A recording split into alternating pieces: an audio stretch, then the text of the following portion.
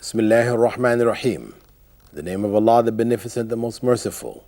I'd like to welcome you, dear viewers, to another in our series, The Forces of Evil. Assalamu alaikum wa rahmatullahi wa barakatuh. May Allah's peace and blessings be on each and every one of you. In this segment of our program, we continue to look at the second method by which the satanic forces creates confusion and corruption in the world. It does so, the second principle, by beautifying corruption, desires, and sin. That these things which are naturally evil, which we should know to be evil, are made to seem appealing to us. We spoke about the role of the media in this, in promoting corruption in the society. And how things which the disbelievers have taken now to be a norm, these things are now appearing attractive to the believers themselves because of the media promoting them as good. And of course for the disbelievers, it's very difficult to convince them that such and such a thing is not good, because these things are brought into the society through human desires. The satanic forces will play and work on desires, because when the desires become attached to something, a person becomes addicted to that thing. Very, very difficult to break them free. If they're attached to it because of ignorance, this was a practice they were doing, but they were not aware, and then you give them the knowledge, that easily cures that problem. However, when people are linked to something on the basis of that emotion, that desire, it's locked in on it, then it's very, very difficult to handle. And we spoke of alcohol as being the major facilitator of that. We spoke about the media, we spoke about now of alcohol, how alcohol lowers human inhibitions and then makes sinful things appear appealing, attractive, etc.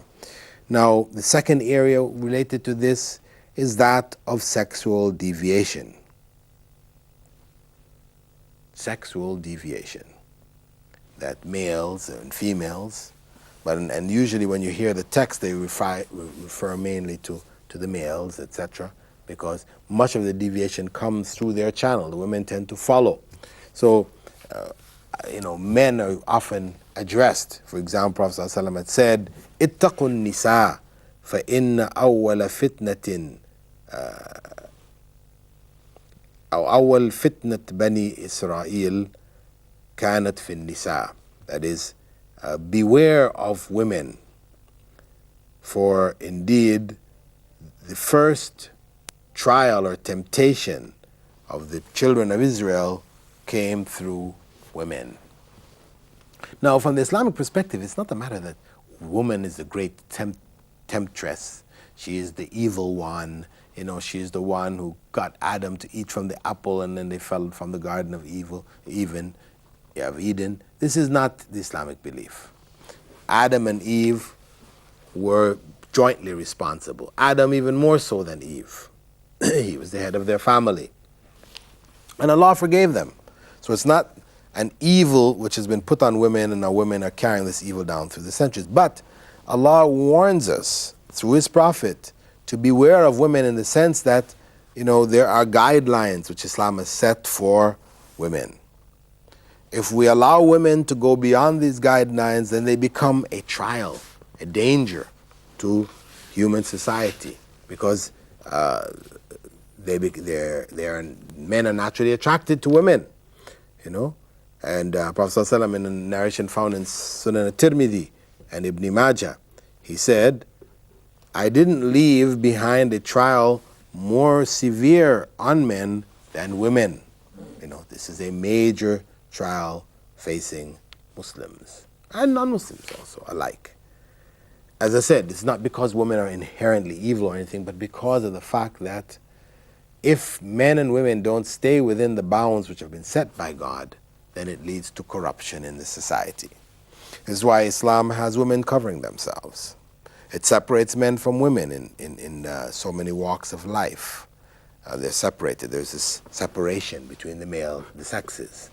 Women are covered to protect them, to let themselves be known in the society. All of that there to protect the women, and at the same time also to protect the society from the harm which comes from women coming under attack by males in the society.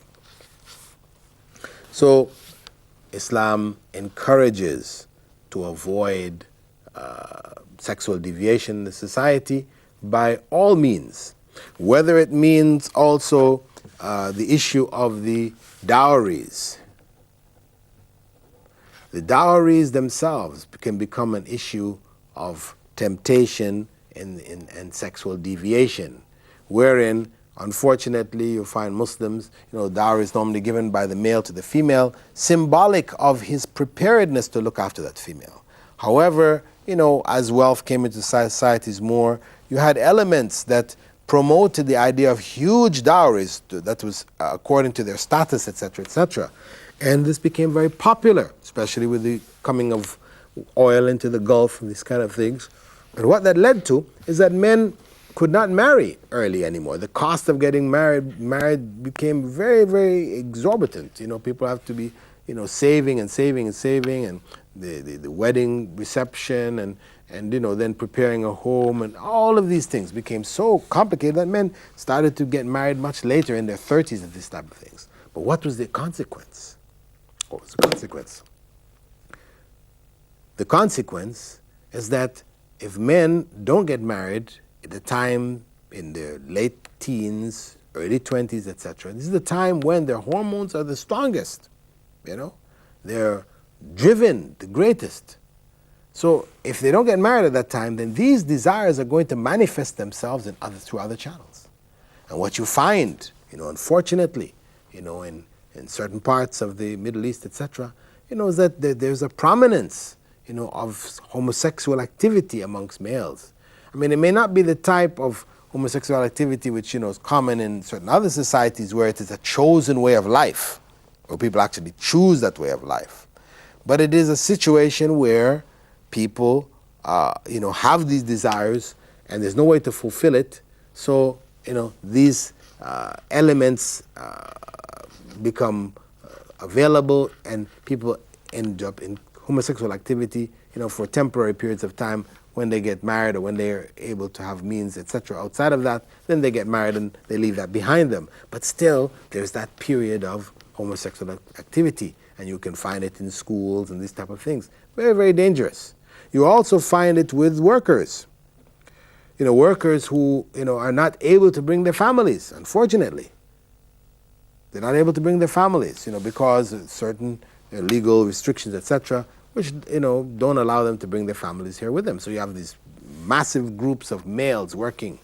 And then, with no opportunity to, again,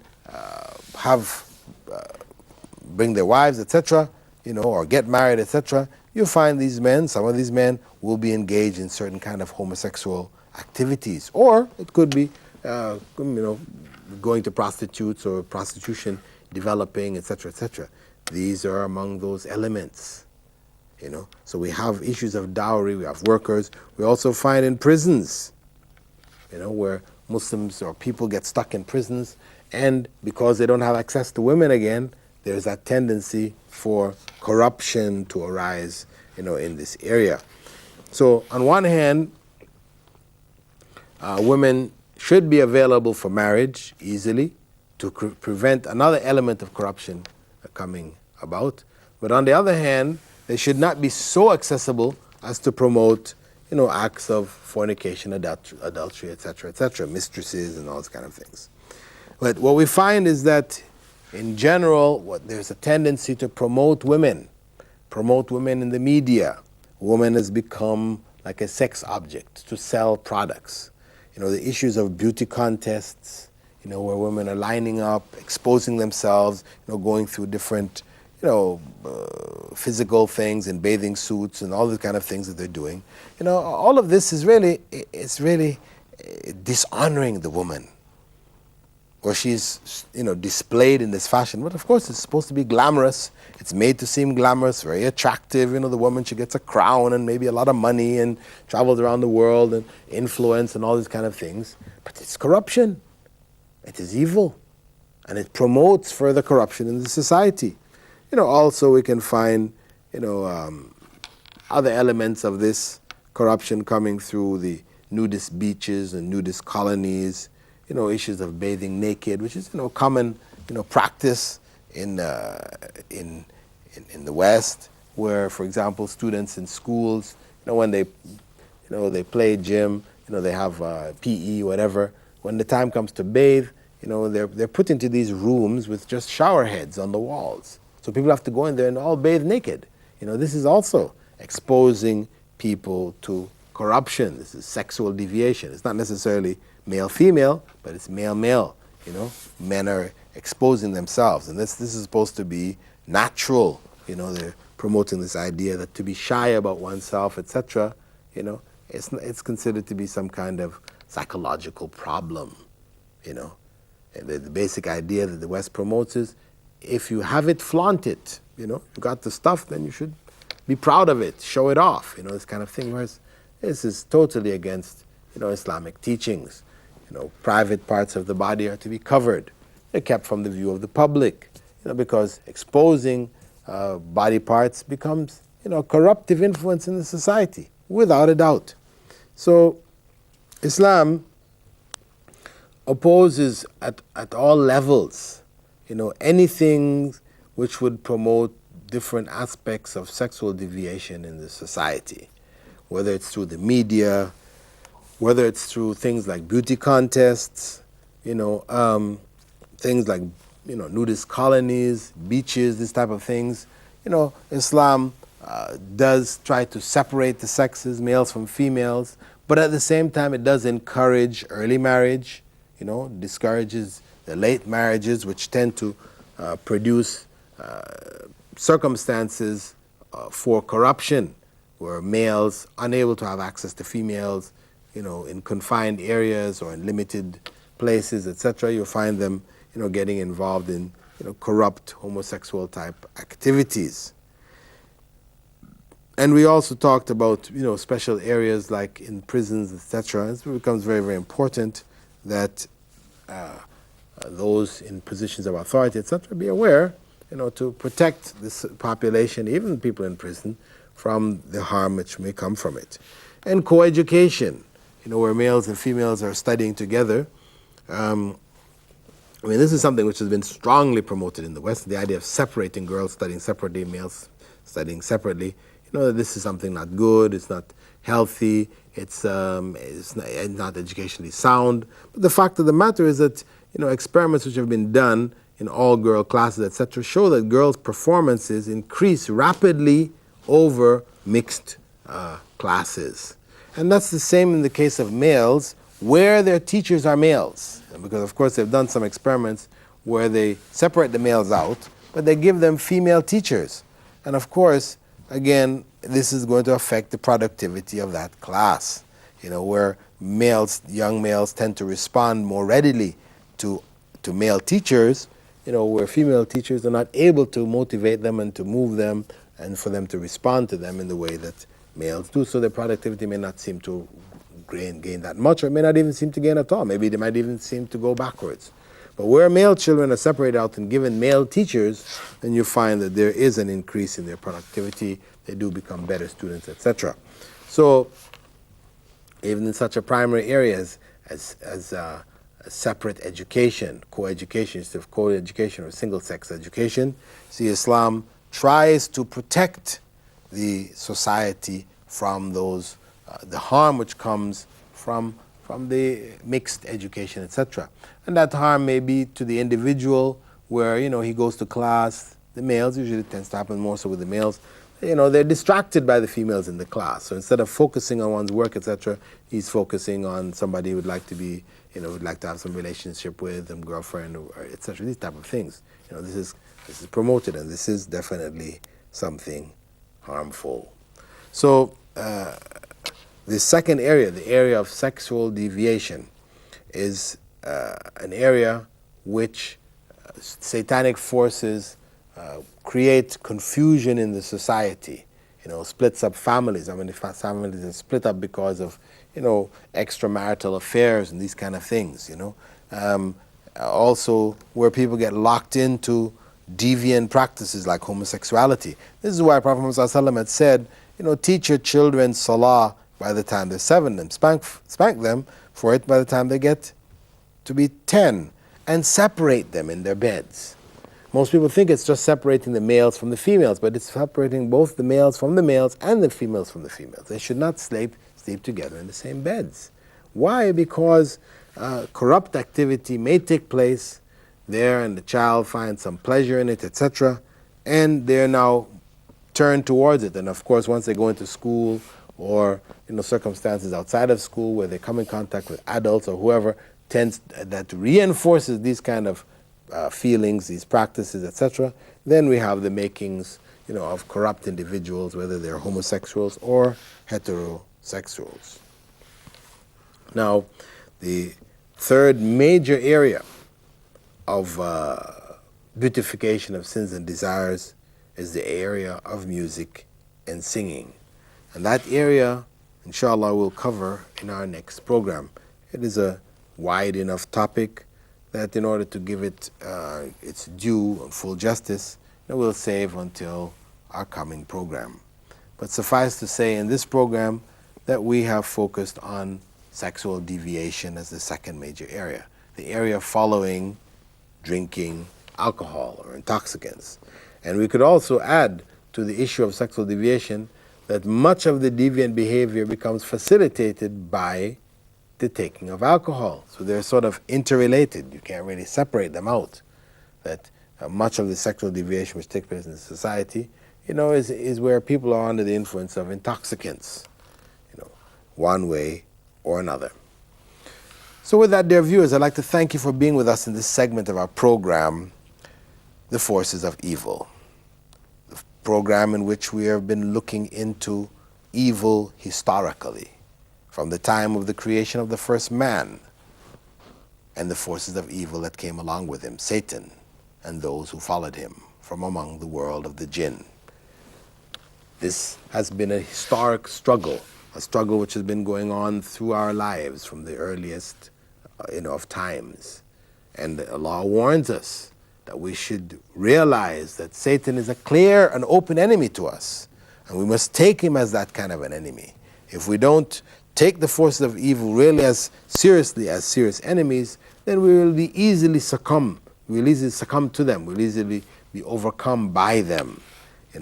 So when we talk about forces of evil, we're talking about it warning ourselves and yourselves, dear viewers, about the harm that can come through the forces, the satanic forces in our world.